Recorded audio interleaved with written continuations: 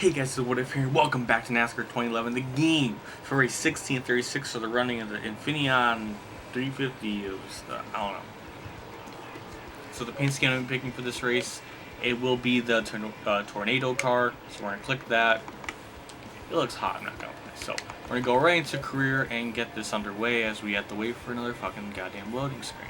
Alright, so last race was at Michigan. I just won on the last lap pass. It was freaking crazy. So I have a 188-point lead over Jimmy Johnson. This was the finishing results. And let's get this race underway at Infineon. It is going to be 6 laps, very hard, off, standard, full on, same format. And Jeff Byrne will be on the pole. Nice. So it's a Toyota Save Mark 350. Oh, I'm freaking retarded. So we're going to skip to that. We're going to go right to the race. And we're going to accept all that, assist all off. And now we begin the long-ass loading screen. Alright, finally loaded.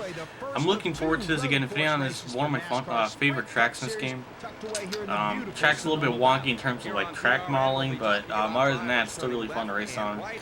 We got the flyovers, we got the helicopters, we got really nice angles here. Montoya is going to be 4th, Cowboys 3rd. Tony Stewart is going to be 5th. Yes! Alright, so we got the random trophy in the middle there. We got the pace car randomly leaving. Leaving pit road, not pit road, leaving area, and we're about to get this race underway. And I'm starting dead last as always. It is going to be a long ways before we can actually get to the legit finish line, as we're going to see the field kind of like randomly shift apart here. As you see, they're just all randomly pulling away, and I'm like really far back. Let's get ready. And green flag is out. We are underway for 6 laps at Infineon. And we're going to try to be very patient, take our time, and not try to get our car all too damaged early on in this race. So we're going to try to get by Jennifer Jo Cobb. We're going to try our best not to actually hit the curbs, because it can mess up our axles. Not our axles, but our suspension or whatever. So we're going to try to be really careful and not hit those. But again, we're going to have to do our best to... I don't know where Ryan Truex is going, is we already got a yellow flag. We're not even a quarter way through this race, or that lap. So Denny Hamlin flies way off the track. Oh my god! Holy shit! Wow!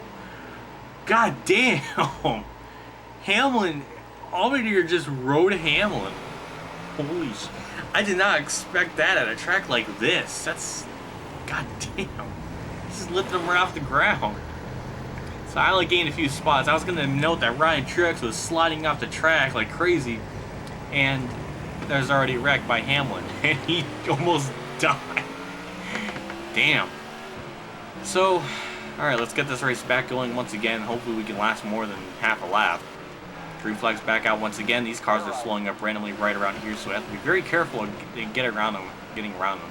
And also, this track on this game has a very, very bad tendency of insane lockup on the brakes. It is just crazy in some of these corners, because there's a lot of really random bumps and stuff at this track that aren't normally here at Infineon. So it is kind of strange. The layout is a little bit funky, like the way the track kind of feels, because there's like a lot more random bumps and stuff like.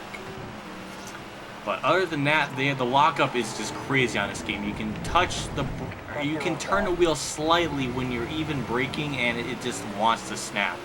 So I mean, it adds a level of difficulty to it. So it's not too bad. I got used to it, but it can slip you up every once in a while. And also this little part of the track right there, I don't know what the hell it is, but you just get such a... I don't know why you jumped there. It's ridiculous, and everybody must hit the tires or something. I'm gonna try to get around Brad Keselowski for 26th. We're already about halfway through this race because of the caution laps, and we're already about halfway through the field and about half the race. But again, a lot of it was just under caution, so it's hard to really judge. But again, a lot of these people are randomly just stopping at the corner, and they're slowing up here too. It's very weird. The difficulty is like on par with Inside Line and other future Technics NASCAR games, where it's not that good, but the leaders do pull away to such a monstrous, crazy lead. And I just bumped the back of Hamlin. His race has already been a nightmare as it is. And I just touched the back of him. I actually do have a pretty decent amount of damage, and Hamlin just kind of cut in front of me. For whatever reason, I don't know, but we just kind of slide around him on the outside, and we kind of overdrove that corner just a little bit. We're sliding off the track just a tiny bit, but it's okay. We're back on the track, and we're now in 15th position. Jeff Byrne is still the race leader. I think Kevin Harvick took the lead for a little bit, but now he's back in control. and Joey Logano just kind of like bumping ran Mark Martin right out of the way. That's kind of funny. And now we're going 3 wide, and Mark Martin looks like he might get the position back. Now we're in 13th. Now we're going to try to get around David Rubin on the outside here. I guess we made contact. I don't even know. But in a lot of the practice runs that I was doing, I thought it was only 5 laps. So I was practicing for only a 5-lap race. And now, since it's a 6-lap race, it makes my job way, way easier to do this race. Because I was just a little bit short in the runs I did. But now with this extra lap, it should benefit me. And I just kind of like dive on the corner. It actually kind of worked to some degree. And Kurt Busch is touching the side of my car. Get the hell off of me. Damn.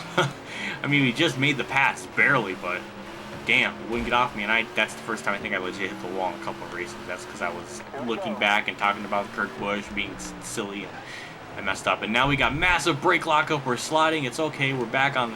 We're still on the track, but that was just freaking crazy. Now we only have 2 laps left to go.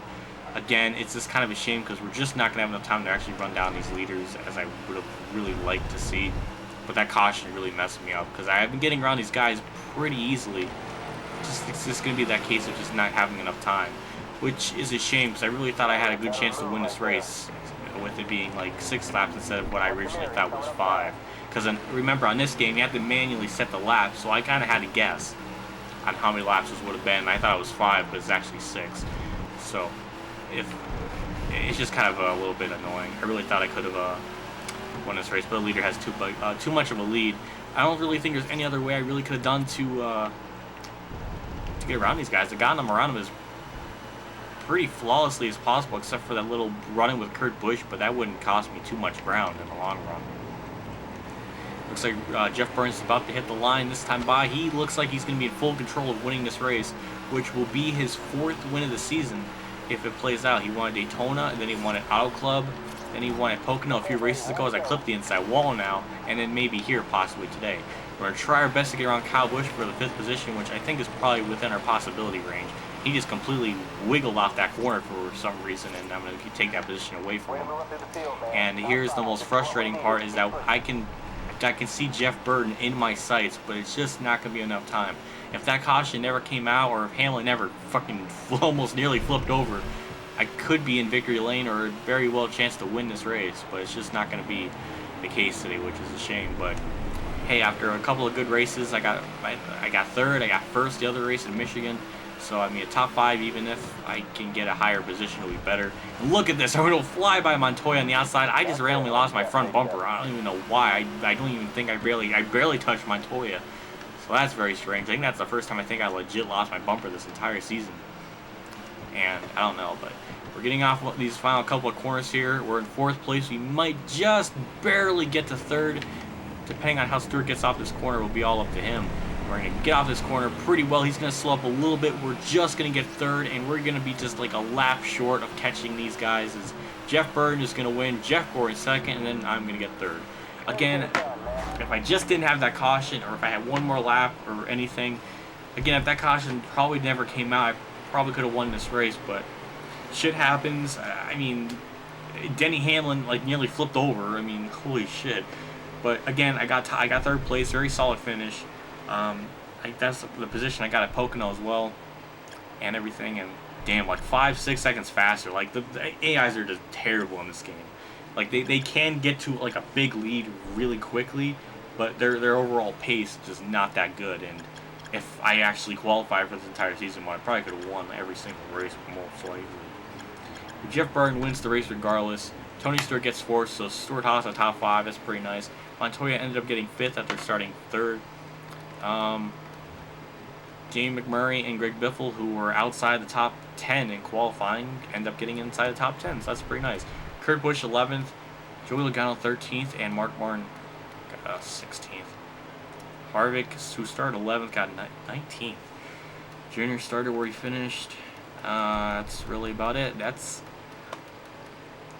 on my end. That's a pretty flawless race. Not really anything too crazy happened or any mistakes. Again, I gained even more on Jimmy Johnson in this race as he got. I don't know where he finished actually, but Tony Stewart moved up to 5th. Montoya moved up to 6th. Harvick lost 2 spots. Kyle Busch gained 1. Kurt Busch lost 3. He got 11th though. That wasn't like a really bad finish. I'm not surprised how much he lost, but again, the points are super close from like 5th to maybe 10th. So Denny Hamlin's still 11th, Biffle is still in 12th. Edwards is a couple of almost 103 points outside the top of 12th. And from Matt Kenseth moved up 1 spot, McMurray gained up 2, Allmendinger lost some. So that's the overall top 20. Joey Logano's 21st. So that was Infineon. That was a pretty good race on my end. I really don't think I could have done it any better, except for that little bump with Kurt Busch in the hairpin there. Other than that, it was pretty. I wouldn't say flawless because I hit the fucking wall I nicked it like twice, but it was a pretty solid race. I mean, if that caution never came out, I probably could have won. But it is what it is. Racing is very unpredictable sometimes, and you just never know what to expect. So it's not too bad. So next race will be at New Hampshire, and also remember this was before Kentucky was actually put onto the schedule in 2011. So that's why it's not here right now. So that's why. So next race will be at New Hampshire for 17 and 36. And I'm looking forward to it. I hope you enjoy this as much as I did. I'm sorry for the delay as always in this really awkward list. I'm kind of having a fucking cold sore, so bear with me. I'm trying my best. So thanks for watching as always. I hope you enjoyed them. Again, I'm very sorry for the delay, but hopefully I can get these 2 up rather quickly because I'm recording these Michigan and Infineon sessions here right after another. So hopefully I can get them up within a day apart or something, so you don't have to wait. Because I feel bad that you guys even had to wait, because I promised I would get these out pretty quickly. But I had this fucking cold sore. It was next to impossible to talk for a couple days, but now it's been somewhat tolerable now. So that's really it. So thank you for watching as always. I always appreciate the love and feedback and support y'all give me every time I do these videos. So as always, I'll see you all at the next race, and as always, have a good day, everyone.